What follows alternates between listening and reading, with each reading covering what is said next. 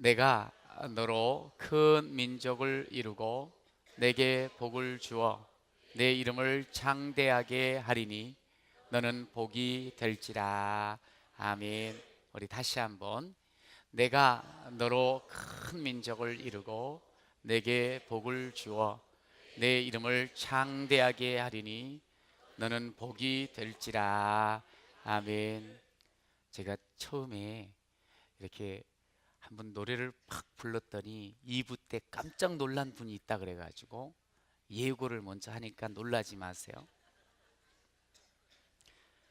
배를 저가자 험한 바다 물결 건너 저편 언덕을 삼천 경계 좋고 바람 시원한 곳 희망의 나라로 도철 달아라.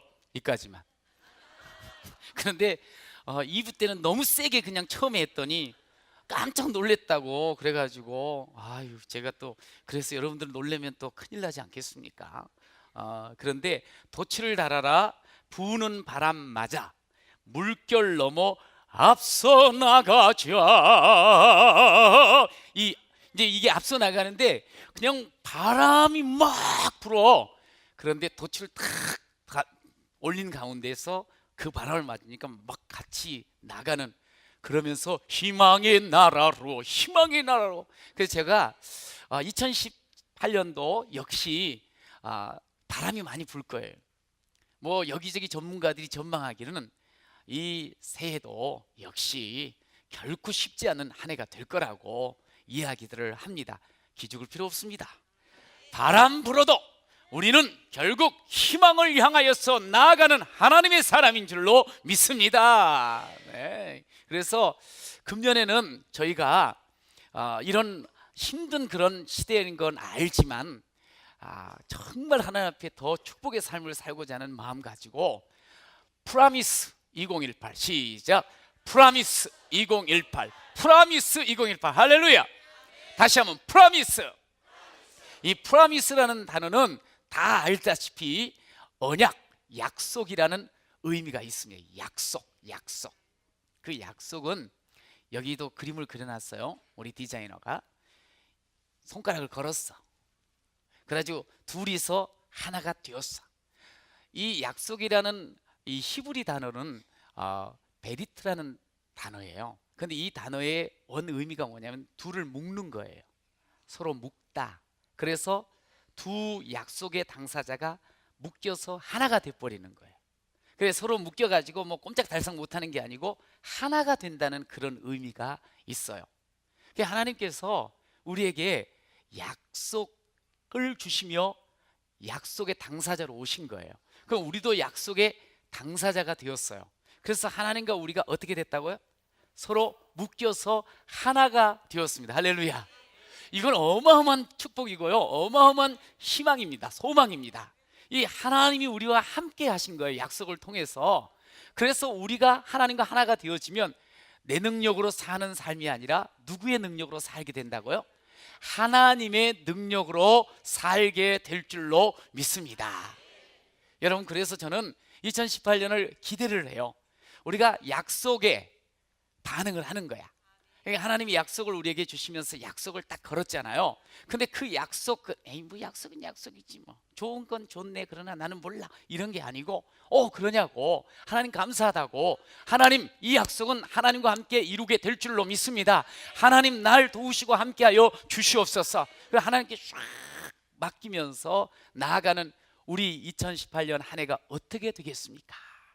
여러분, 이런 하나님과 묶여서 하나가 되어 사는 우리의 삶 기대가 되지 않습니까? 여러분, 하나님께서 여러분의 인생을 가장 좋게 인도해 주실 줄로 믿습니다. 저는 우리가 이 새해를 맞아서 하나님이 우리에게 오셔서 약속하심으로 주신 이 약속의 옷을 딱 차려입고, 이제 예전에 더럽고 추하고 내 혼자 막 살려고 발버둥 쳤던, 그러면서 때 묻고 막 그 자기 현실에 매여가 살았던 그 옷은, 누더기 옷은 탁 던져버리고 하나님의 새 약속의 옷을 입고 그 약속의 적 적극적으로 반응하면서 찬란한 한 해를 열어가는 그런 우리 모든 성도가 되시기를 축복합니다. 그래서 오늘 저는 이 주제 말씀을 가지고 첫 번째 따라했어요. 현실을 넘어. 우리는 항상 현실을 살아가고 있어요. 현실이 내 삶의 바탕이 됩니다. 근데 이거를 좀 뛰어넘어야 돼. 뛰어넘어야 돼. 여러분, 오늘 이제 본문에 보면 하나님이 아브라함에게 이렇게 말씀하셨죠. 내가 너로 큰 민족을 이루게 하겠다는 거예요. 이게 하나님이 아브라함에게 주신 약속이에요. 그런데 그 당시 아브라함의 처지와 현실을 한번 살펴봐요. 사실은 아브라함의 지금 그 현실은 큰 민족을 이루겠다는 하나님의 약속과는 너무너무 동떨어진 딸랑 두 식구였어요. 그러니까 뭐 이제 큰 민족 그러면 우리가 아이가 다섯이니까 좀 이따 결혼해서 또 둘씩 다섯씩 나면 막 이런 기대를 할 수 없는, 지금 오래 같이 살았지만 딸랑 두 명이야. 아이가 하나도 없어. 한 명도 없어. 그런 가운데 하나님께서 너로 큰 민족 이루게 한다 할 때 내 현실은 불가능인데 하고 고개를 이렇게 저으면서 그거는 좋은 말씀이긴 하는 것 같은데요, 저랑은 상관이 없는 것 같습니다 하고 말할 수 있는 그런 상황이었다 이 말이에요. 그러니까 우리도 신앙생활 하면서 하나님께서 이런 약속의 말씀 딱 주면 에이 내가 무슨 뭐 복이 되겠어, 내가 뭐 이름이 창대해질래나, 내 이름은 별 볼 일 없어, 에이 그냥 그럭저럭 살다가 가겠지 뭐. 벌써 그런 마음을 혹시 가지고 있는 사람 그거 빨리 회개해야 돼. 여러분, 우리가 아무리 현실이 안 좋다 할지라도 현실의 벽이 두텁고 막 우리를 이렇게 막 잡아먹으려고 해도 여러분, 하나님의 약속은 그 현실을 뚫는 능력인 줄로 믿으시기 바랍니다. 이 경제학에서 쓰는 용어 중에 매기 효과라는 그 용어가 있어요. 이것은 소위 이제 여러분들 그 아놀드 토인비라는 영국의 역사학자, 이 사람이 역사의 연구라는 아주 귀한 책을 쓰셨는데, 이분은 이제 문명들을 많이 그냥 연구를 했잖아요. 그래 거시적으로 이렇게 보면서 문명이 어떤 식으로 소멸되고 발전을 했던가. 그럴 때 가만히 보니까 이 도전과 응전, 많은 그 현실의 어려움과 문제들을 막 부딪힌 문명이 도리어 막 그 전쟁을 많이 치르는 문명이 도리어 응전을 통해서 더 발전하고 여전히 살아남는, 길게 살아남는, 그러나 이런 도전이 없는 그런 문명은 쉽게 소멸되더라는 거예요. 그런 나라는. 그러면서 도전과 응전의 원리를 가지고 문명을 이렇게 설명을 한 사람이에요. 근데 이분이 즐겨 이야기했던 그 예가 있어요. 아주 그냥 구체적인 예인데 뭐냐면, 이분이 영국 사람인데 영국의 북쪽에서의 그 베링 해협이라는 그곳 아니면 북해 쪽에서 잡은 고기를 이제 최대한 신선하게 런던으로 이 운송을 하는, 그것이 이제 어부들의 어찌 보면 가장 중요한 일이야. 그런데 그곳에서 잡은 청어가 런던으로 가면 가다가 다 죽어버리는 거야. 기진맥진 해가지고. 그래서 이걸 어떻게 런던까지 잘 좀 운송을 할까 고민이 많았는데 답을 찾지를 못하겠는 거야. 그런데 오늘 이렇게 보니까 한 어부는 기가 막히게 그 청어가 런던까지 생생하고 싱싱하게 운반을 하는 거야. 그래가지고 이 옆에 있는 동료들이 아이고 어떻게 그렇게 운반을 하냐고, 그렇게 싱싱하게 런던까지 청어를 운반시키냐고 그렇게 물어봤어. 그랬더니 금세 대답했겠어요? 안 했지. 이 비법을 어떻게 알려줘? 그래 비밀을 안 가르쳐 주려고 자꾸 그랬어. 그런데도 자꾸 가서 좀 가르쳐 달라고 그러니까 방법이 있어요. 저는요 이 청어들을 잔뜩 실은 수족관에다가 청어의 천적인 메기를 집어넣습니다. 그럼 이놈의 메기가 그 수족관을 헤비고 다니면서 이게 이제 계속 공격을 하는 거지. 그랬더니 청어들이 날 살리라고 애들이 런던까지 갈 동안 정신없이 다른박질을 한다는 거야. 그러다 보니까 더 고기도 아주 육질이 아주 그냥 식감이 좋고, 그러면서 애들이 살아가지고 펄펄 그러면서 비싼 가격으로 팔 수가 있다고. 그러냐고 하는 그 이야기를 이 토인비라는 사람이 자주 이야기를 했어요. 사람이라는 게 그렇다는 거예요. 인생이라는 게 그냥 아무런 어려움과 문제 없으면 푹 퍼져버리더라는 거지. 그런 어려움과 문제가 딱 스트레스가 왔을 때 그것으로 인해서 더 생기롭고 더 힘있게 삶을 열어나가고 찾아나가는 그런 모습이 우리네 가운데 있더라고 말을 해요. 여러분, 그렇다면 우리가 한번 생각을 해요. 이야, 금년도 너무 힘들 거야. 내 현실은 더 어려워, 남들보다. 지금 시대가 어렵잖아. 어렵고 힘들잖아. 여러분, 그러면서 나는 힘들어, 나는 할 수 없어, 이러고 멈춰서, 이러고 무릎 꿇어서는 안 된다는 거죠. 여러분, 저는 여러분들이 어려운 그런 역경이 분명히 있을 수 있습니다. 한 해 동안 살아가다 보면. 그러나 기억하십시오. 그 역경의 파고가 있고 바람이 막 불어친다 할지라도 여러분은 하나님 앞에서 하나님이 주신 약속을 붙잡고 응전하기만 하면 여러분의 삶 가운데 더 뛰어난 삶이 열릴 것이고 더 풍성한 삶이 열릴 것인 줄로 믿으시기 바랍니다. 여러분, 성경은 약속이라 그럽니다. 따라서 성경은 약속입니다. 그런데 이 성경의 패턴이 있어요. 성경은 뭐냐면 하나님이 약속을 우리에게 주셨어요. 그런데 그 약속을 딱 보고 나서 와, 좋은 약속이다, 괜찮네, 그리고 주머니에 쓱 놓고 가면 안 된다는 거예요. 이 약속을 딱 받은 다음에 본 다음에 이 약속에 반응을 해야 된다는 거야.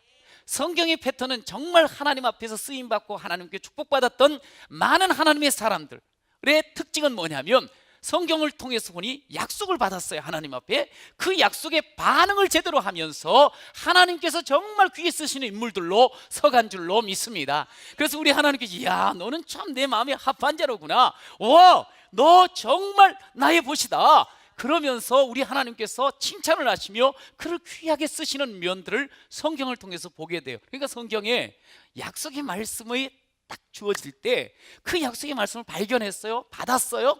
그러면 그대로 그 말씀에 반응을 제대로 하면서 내 현실이 이런데, 내 지금 처지가 이런데, 내 상황이 이런데, 그러면서 그냥 대충 지나가 버리고 그 말씀 앞에서 시큰둥하게 반응도 못하고, 아니면 말씀이 나랑 상관없다고 생각하며 가는 게 아니라는 거예요. 그래서 저는 여러분들이 2018년을 이렇게 신앙생활 해나갈 때 하나님 말씀으로 우리가 약속을 받게 되면 그 약속에 적극적으로 반응함으로 그 약속을 이루어가는 그런 여러분이 되시기를 축원합니다. 여러분, 이 약속을 하나님이 주셨을 때 그 약속을 이루어가는 것, 약속은 은혜로 우리에게 주어져요. 내가 주세요, 안 줄래요, 이래서 준 게 아니고 그냥 하나님께서 우리를 사랑하셔서 약속을 우리에게 허락하심을 믿습니다. 여기 아브라함도 그랬거든요. 그런데 그 약속을 이루는 과정 속에서 가장 선결해야 될 일이 있어요. 그게 뭔 줄 아세요? 근데 약속을 이루어 갈 때는 먼저 오늘 성경에도 1절에 보니까 떠나라 그랬어요. 떠나래요. 어디를 떠나라는 그런 거 아니? 네 고향, 본토, 친척들, 아버지, 그 형제들을 떠나라는 거예요. 떠나라. 요즘이야 호평동에서 이사하세요. 그래요? 그러면 그냥 이삿짐 센터 불러가지고 짐 싸달라 그래가지고 훌쩍 떠나면 돼요. 요즘은 떠나는 게 참 쉬워요. 저도 가만히 그러니까 결혼을 해서 한 8년 만에 8년째 이렇게 개척을 했는데요. 개척하는 그 8년 사이에 12번 정도 이사를 했더라고요. 이사 참 쉽죠. 쉬워요. 그냥 이렇게, 그때는 리아카에 있다고도 막 그렇게 실어가지고 끌고 다녔어요. 좀 가까워가지고. 이사 쉽더라고요. 그런데 이런 때 떠나라 그러면 떠나죠. 제가 또 좋은 데 있고 가면 누가 그렇다고 해서 텃세 부리는 사람들도 없고 요즘은. 그래, 떠나는 거 참 쉬워요. 잘할 수 있어요. 그러나 아브라함 때는 달라요. 아브라함 때에 소위 지연과 혈연을 떠나버리면 위험해요. 언제 죽을지 모르고 어떻게 살아갈지 모르는 그런 막막함이 있어요. 그때는 어마어마한 자기들 딱시족 사회로 자기들끼리 모여가지고 새로운 식구들 무조건 배격하고 받아들이지 않았어요. 그러니 이 떠나라고 하는 거. 근데 이게 떠나야지만 새로운 곳에서 약속이 이루어지는 거예요. 여러분, 오늘 우리에게 한번 적용을 시켜보세요. 여러분, 우리가 하나님의 약속을 받는데 우리 속에, 아니면 우리의 삶의 습관 속에 버리고 떠나야 될 것이 너무 많아. 그것 때문에 약속의 말씀이 내 속에서 역사를 못하게 만드는 경우들이 많더라는 거예요. 저는 간혹 이렇게 사람들 보면 분명히 우리가 지금 살고 있는데 이런 말을 자주 하는 사람이 있어요. 죽겠네, 죽었어. 그러면서 죽겠다고 그냥 걸핏하면 뭐 때문에 죽겠고 뭐 때문에 죽겠고, 아니 왜 살아있으면서 왜 죽겠다고 자꾸 그러지요? 아니 조금만 있으면 다 죽는데 굳이 뭐 죽겠다고 말 안 해도 한 80년 살다 보면 90년 살다 보면 다 가잖아요. 근데 뭐 이렇게 빨리 죽겠다고, 여기서도 죽겠다고 저기서도 죽겠다고 그러냐고. 여러분, 혹시 여러분의 입에 익숙한 말 중에 죽겠다는 말, 안 된다는 말, 밉다는 말, 참 싫다는 말, 혹시 그런 것들이 있어요? 그거요, 벗어버리시길 바랍니다. 떠나시길 바랍니다. 하나님의 약속은 이런 말과 함께 섞여서 거기서 약속이 이루어질 수가 없어요. 여러분, 죄악된 우리의 삶의 습관들이 있어요. 이거 정말 싫은 거예요. 그런데도 익숙해 있어요. 여러분, 이거 버셔야 돼요. 던져버려야 돼요. 여러분, 그래야지 그 속에 하나님의 약속이 딱 자리를 잡고 내 삶을 이끌어가며 내 삶 가운데 하나님의 능력이 채워질 줄로 믿습니다. 여러분, 오늘 이 아브라함에게 떠나라고 딱 하시고 난 뒤에 주시는 말씀이 있어요. 네 자손이 많아질 거라는 거예요. 그런데 이제 아까도 이야기했지만 딸랑 두 식구거든요. 그러니까 소위 아내 되는 사레와 아브라함 남편 너 둘을 통해서 많은 민족이 이루어질 거라고 했는데 이건 좋은 약속이에요. 그런데 성경은 뭘 이야기를 먼저 하는 거 아니? 이렇게 말해요. 창세기 11장 30절에 보면 아브라함의 아내 사레에 대한 이야기를 말씀을 합니다. 한번 같이 읽어볼까요? 시작. 사레는 임신하지 못함으로 자식이 없었더라. 다시 한번 시작. 사레는 임신하지 못함으로 자식이 없었더라. 제가 두 번을 읽은 것은 이게 좀 강조됐다는 그런 의미를 여러분이 좀 알았으면 좋겠어서요. 그냥 사라가 임신을 못합니다, 사라가 자식이 없었습니다, 이렇게 딱 한 문장으로 끝나면 좋은데 이 두 문장을 복합으로 만들어놨는데 이게 강조로 해놓은 거예요. 사라는 임신을 못하며 그래서 자식이 없습니다. 사라는 지금 60이 훨씬 넘었지만 임신을 한 번도 해본 적이 없고 앞으로도 못합니다. 그래서 자식이 없을 겁니다. 없습니다. 지금 이것에 대해서 성경은 일부러 밝히고 있어요. 이게 사라의 지금 상황, 사라의 현실, 사라의 지금 조건, 절대로 사라의 조건으로는 절대로 소위 말해서 조상이 될 수가 없어. 많은 민족의 조상이 될 수가 없어. 그러면 아브라함의 아내가 사라인데 아브라함 혼자 날 수 없잖아요. 요즘 남자가 무슨 애를 낳을 수 있겠어요? 그런데 당연히 아브라함도 절대로 많은 민족의 아버지가 될 수가 없다는 거예요. 불가능하다는 거지. 여러분, 그런데 하나님은 큰 민족이 될 거야, 약속을 주셨다는 거예요. 이제 이게 우리 신앙을 하면서 거듭거듭 부딪히는 문제가 되어지고 이게 싸움의 요소가 되는 거예요. 현실이 안 되는데, 현실로는 도무지 이 약속을 받아들일 수가 없는데, 내 조건 내 형편은 도무지 이 약속은 이루어질 수가 없는 건데 이게 어떻게 돼? 안 되지. 하나님, 저는 안 되겠네요. 다른 사람은 몰라도 저와는 상관이 없네요. 지금 이 상황에 대한 말씀을 하고 있는 거예요. 여러분, 그런데 놀라운 것은요, 우리는 꽉 막혔다 하는 바로 그 불가능이라는 곳에 하나님이 임하시면 길이 열리고 가능이 새로워질 줄로 믿습니다. 가능으로 새로워진다. 결국 이 면에 대해서 아브라함과 사라에게 하시는 말씀이 여호와께 능치 못할 일이 있겠느냐. 시작. 여호와께 능치 못할 일이 있겠느냐. 할렐루야. 자, 하나님이 약속을 주셨어? 내 현실로는 그게 도무지 이루어질 수 없어? 안 됩니다. 할 수 있는 상황, 이 현실. 그런데 우리 하나님께서 약속을 주셨어요. 그리고 약속의 주님께서는 또 이야기를 하세요. 능치 못할 일이 있겠니? 자, 그럼 나는 안 된다고 생각을 해. 그런데 하나님은 된다고 말씀을 하세요. 그럼 누가 이겨요? 당연히 하나님께서 이기시죠. 당연히 하나님께서 말씀하신 대로 될 줄로 믿습니다. 그런데 우리는 우리가 너무 많이 이겨. 아예 그 말씀을 그냥 신경을 안 써. 반응을 하지를 않아. 아예 하나님 참 좋은 말씀은 해주시네요. 기분은 좋네요. 내가 큰 민족을 이루게 된다 그러니까. 그러나 나랑은 상관이 없으니까 저는 신경 끄겠습니다. 그러면서 결국에는 우리가 이겨버리는 인생들이 너무 많아. 내 현실이 이기는 경우들이 많다 이거야. 여러분, 하나님을 믿는 사람은 그러면 안 되는 거예요. 나는 절대로 안 될 것 같은 그런 마음이 들어요. 그러나 하나님이 하신다고 하면, 하나님이 약속 주시면 그것은 될 줄로 믿습니다. 여러분, 이런 고백이 우리 가운데 있으면서 계속 반응을 해나가야 돼요. 그러다 보면 우리 하나님께서 그곳에 생명의 씨앗을 심어 주실 줄로 믿습니다. 하나님이 능치 못할 일이 어디 있냐 이 말이. 제가 이번 주간에 그 신망의 복지재단의 안에 있는 교회에서 네 번의 부흥 집회를 이끌어 인도했어요.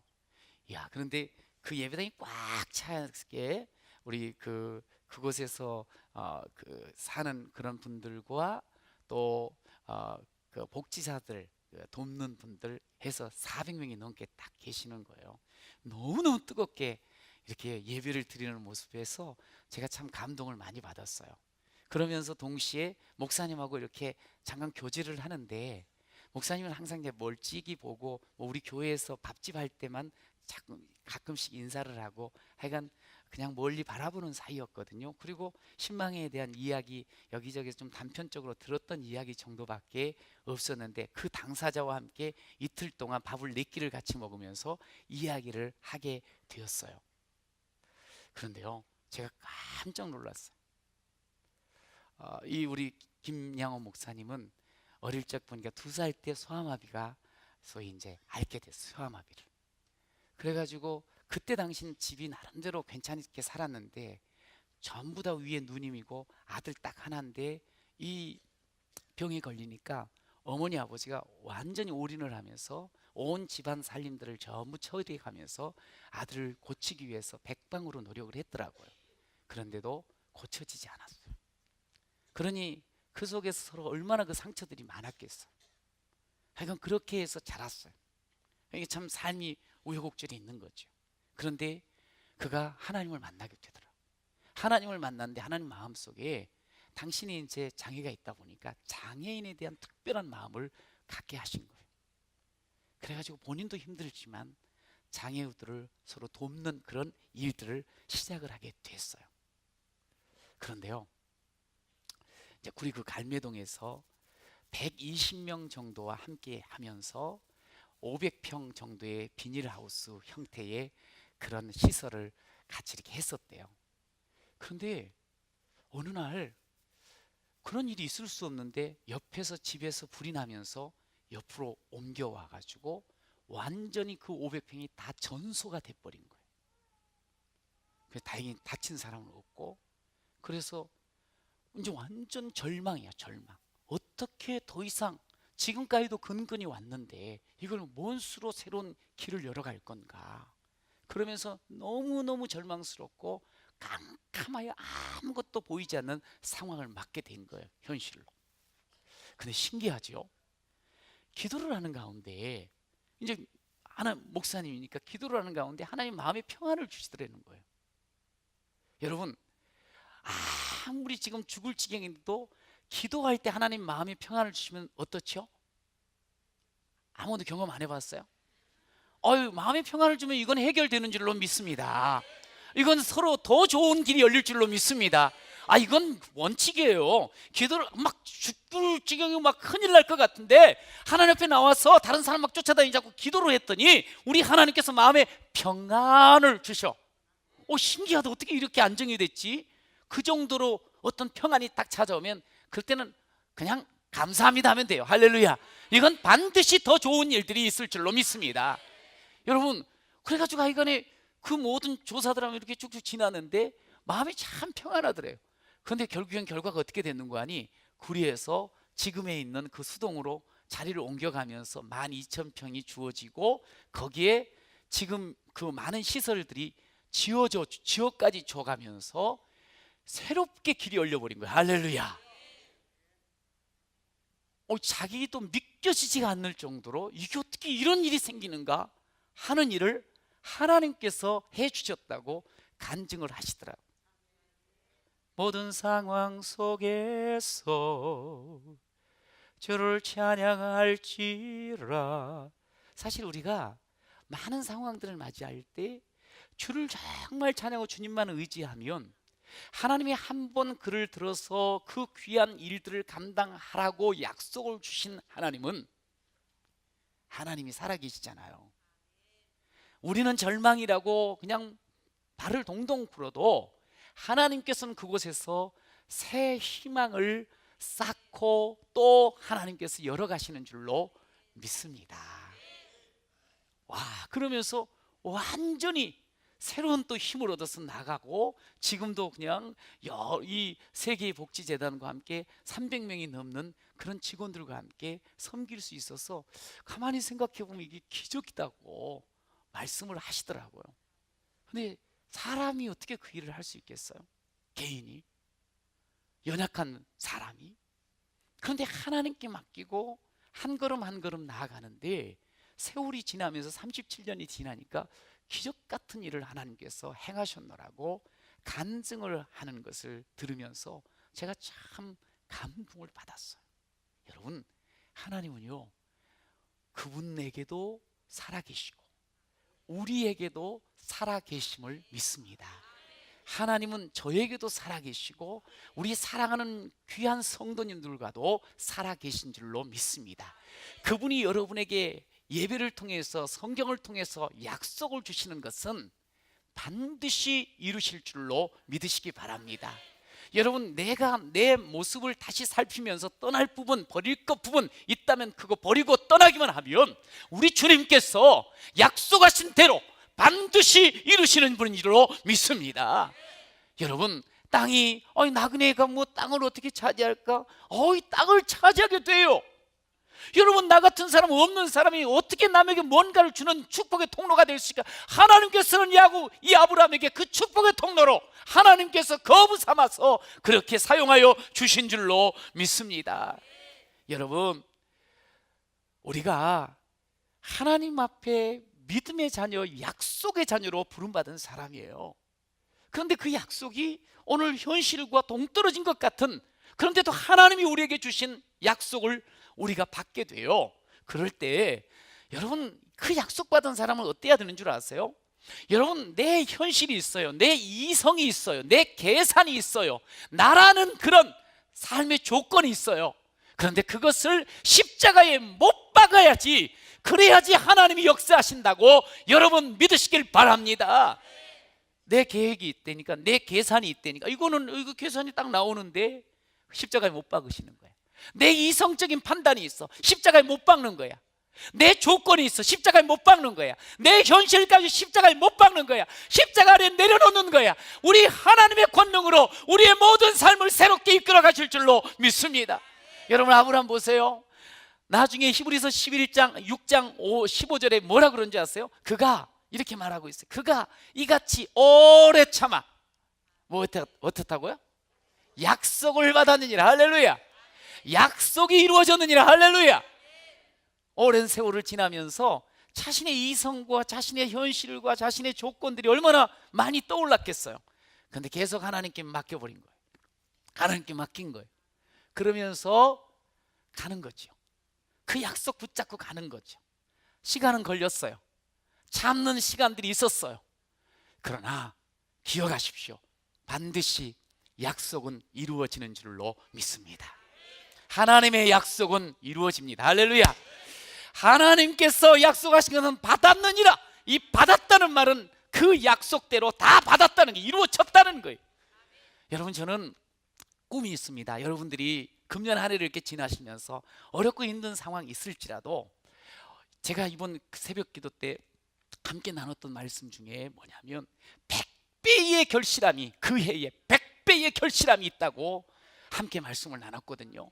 여러분, 한 해 동안 정말 약속의 말씀대로만, 약속을만 붙잡고 따라가 보십시오. 그럼 여러분의 삶의 자리에서, 여러분의 가정에서, 여러분의 인생의 걸음 속에 100배의 결실하는 한 해가 되시기를 간절히 축원합니다.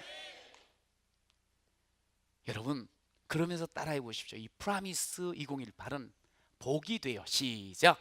복이 돼요. 복이 돼요. 시작. 복이 돼요. 프라미스 2018은 어떻게 이루어지는 거냐? 내 자신이, 내가 복이 됨으로 이루어져 나갑니다. 오늘 본문에 보니까 후반부에 네게 복을 주어 내 이름을, 네 이름을 창대하게 하리니 너는 복이 될지라. 시작. 너는 복이 될지라. 할렐루야. 여러분, 하나님께서 약속하신 것들은 가장 우리에게 필요한 것들, 좋은 것들을 약속해 주십니다. 할렐루야. 하나님 우리에게 약속을 할 때는 별로 필요 없고 그냥 이건 액세서리 정도, 이 정도는 약속하지 않으세요. 정말 좋은 거, 정말 필요한 거, 정말 우리 인생을 복되게 하는 거, 좋게 하는 것을 약속을 하시는 분이세요. 그런데 우리 하나님의 약속이, 오늘 아브라함과 우리에게 주시는 약속이 뭐냐면 너는 복이 돼. 여러분, 그런데 이 복이 사실은 아담과 하와가 에덴에서 범죄를 한 후 복이 사라져 버렸어요. 원래는 첫사람을 하나님이 지으실 때 하나님이 복을 주셨어요. 복된 인생 되게 하셨어요. 그런데 3장에 넘어와 가지고 이게 하나님 앞에 순종을 못하네요. 죄를 범하네요. 결국은 쫓겨나요.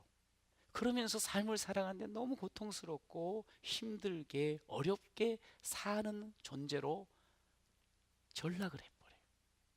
복이 사라졌어. 물론 간혹 웃을 수는 있지만 진짜 내가 왜 살지? 이런 삶으로 그냥 복이 없어져 버렸어. 그런데 오늘 12장에 와서 하나님께서 아브라함을 찾아오셔가지고 하는 말이 뭐냐면 너는 복이 돼. 복을 회복시켜 주신 줄로 믿습니다. 근데 이 아브라함이 왜 복이 되었는가? 복이 될 수 있는가? 하나님이 복을 주니까 복이 됐다는 거예요. 할렐루야. 그렇습니다. 우리가 복은 되찾는 게 아니에요. 우리가 되찾고 우리 것이 아니에요. 하나님이 복이에요. 하나님이 복이에요. 진정한 하나님이 복이신 줄로 믿습니다. 그런데 그분이 주신다 그러니까 그가 복이 된 줄로 믿으시기 바랍니다. 여러분, 이 말이 무슨 말인지 아세요? 하나님은 애따 복을 던져놓고 가시는 분이 아니라는 거예요. 우리가 복이라는 말은 원래 우리는 복의 존재가 아니거든요. 그런데 하나님께서, 복된 하나님께서 우리에게 주셨다는 이 말은 우리를 찾아오셨다는 거예요. 우리와 함께 하시겠다는 거예요. 할렐루야. 여러분, 그래서 내가 복이 됐다는 거예요. 이 말이 무슨 말인 줄 아세요? 여러분, 이 복이라는 것이 우리는 어떻게 생각할 때 오래 살고 돈 많이 벌어 잘 살고 큰 집 지어서 살고 또 사이좋게 살고 자식 잘되게 사는 거, 이게 복이라고만 생각을 해요. 그러나 진짜 복이 있어요. 이렇게 살 수 있는 진짜 근원적인 핵심적인 복이 뭐냐면 그것은 하나님과의 관계를 통해서 누리는 복이에요. 근데 하나님께서의 관계를 통해서 누리는 복은 다른 게, 하나님과 아까 서로 묶였다 그랬잖아요. 그게 하나님이 복이에요. 그분이 복을 주셔.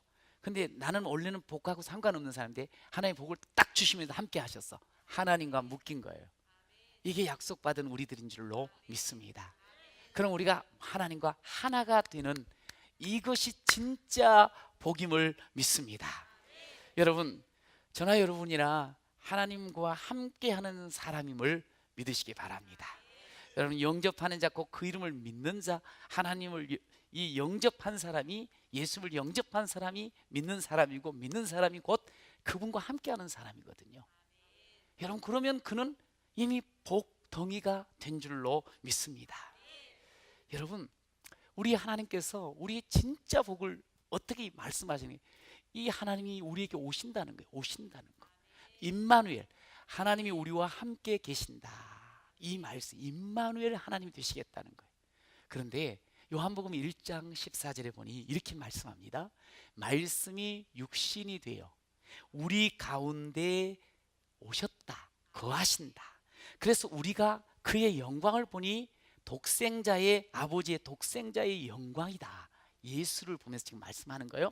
그러면서 은혜와 진리가 충만하더라. 할렐루야. 하나님이 오신 거야. 그 오신 하나님과 함께하니 은혜와 진리가 충만했다 말씀을 하세요. 생명 되신 예수, 능력 되신 예수, 소망 되신 예수, 이 하나님 되신 예수가 우리에게 오셔서 우리 가운데 충만케 하여 주신 줄로 믿습니다. 생명 없는 우리였잖아요. 소망 없는 우리였지요. 능력 없는 우리였지요. 그런데 하나님께서 독생자를 보내셔서 우리가 생명을 얻고 능력을 얻고 소망을 갖는 그런 하나님의 사람이 되었습니다. 여러분, 하나님과 하나가 된 삶이라는 거예요. 여러분, 우리 하나님은 복만 이렇게 살짝 주고 떠나시는 분이 아니에요. 멀리 계신 분이 아니에요. 그냥 우리를 알고만 지내는 분이 아니세요. 그분은 우리의 삶의 곳곳에 개입하시며 내 속에도 계시고 내 삶의 자리에 계시고 내 꿈에도 계시고 내 모든 인생 가운데 함께하여 주시는 줄로 믿습니다. 여러분, 진짜 복을 누리는 사람은요, 하나님과 늘 함께함을 늘 경험하는 사람. 저는 여러분들이 하나님과 늘 함께함으로 참 내가 복이구나, 그러면서 현실을 뛰어넘고 약속을 이루어가는 존귀한 자가 되시기를 간절히 축원합니다. 어떤 아이가 아빠가 너무 바빠. 그러다 보니까 저녁에도 늦게 오고 아침에 일찍 나가버려. 간혹 얼굴 보는데 아저씨예요? 뭐 이 정도로 해가네. 그래서 그런데 아빠가 너무 늘 같이 지내고 싶은 마음이 간절해. 어느 날 갑자기 아빠랑 마침이 있었는데 아이가 물어보더라는 거예요. 아빠는 한 시간에 얼마 벌어요? 그러니까 깜짝 놀래갖고 좀 엉뚱한 질문. 그래서 그냥 신경 안 쓰고 10,000원 벌어. 그랬어요. 10,000원이라는 걸 이제 좀 아니까. 그랬더니 아이가 대뜸 아빠 저 10,000원만 주세요. 그러더라는 거예요. 그래서 이게 왜 그런가? 그래서 하여간 줬대요. 그랬더니 그 준 10,000원을 딱 애가 다시 아빠한테 주면서 아빠 저 아빠 1시간만 살래요. 저랑 놀아주세요. 그러더라는 거예요. 참 같이 있고 싶어하는 이 마음, 이게 사실 최고로 행복한 거거든. 같이 있는 게, 같이 있는 게. 하나님께서 우리가 너무너무 바쁜 거 알아요. 정신없어요. 시간, 아이고 이게 뭘 보기가 어렵다니까. 눈에 띄지가 않아. 그런데 우리 하나님이 2018년에 우리를 복이라고 말씀하신 것은 뭐냐면, 얘야 너 나랑만 함께 하자. 나와 함께 나랑 시간 보내자. 그러면 여태까지 네 능력으로 그렇게 바쁘게 살아왔지만 많이 힘들었지. 그런데 내가 너와 함께하면 너는 내 지혜로, 내 힘으로, 내 꿈으로 너는 살아갈 수가 있어. 그러면 네 인생 얼마나 좋은 인생이니. 오늘 그걸 지금 우리에게 말씀하고 계시는 줄로 믿습니다. 우리 주님은요, 우리 한 사람 한 사람을 이사야 43장에 보니까 내가 내 눈에, 네가 내 눈에 보배롭고 존귀하며 내가 너를 사랑한다는 말씀을 하셨어요. 하나님의 눈에 여러분과 제가 얼마나 사랑스러운 존재인데요. 근데 하나님 앞에 눈곱이기도 안 보이면 되겠어요? 늘 하나님 앞에 보이면서 하나님 같이 해주셔요. 더 사랑 주세요.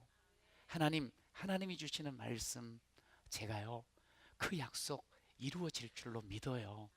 내 현실은 절대로 안 될 것 같은 내 이성의 생각은 있지만 우리 하나님이 말씀하셨으니까 됩니다. 하나님 지혜 주세요, 힘 주세요, 권세 주세요. 할렐루야. 그러면서 주님과 함께 한 걸음 한 걸음 하루하루를 살아가는 2018년은 여러분 진짜로 100배의 결실함이 넘치는 그 약속을 받고 살아갔던 이삭이 그 해에 농사하여 100배를 거둔 것처럼 여러분의 삶에, 여러분의 그 삶의 현장에 100배의 결실함이 넘치는 그런 귀한 성도가 되시기를 간절히 축원합니다.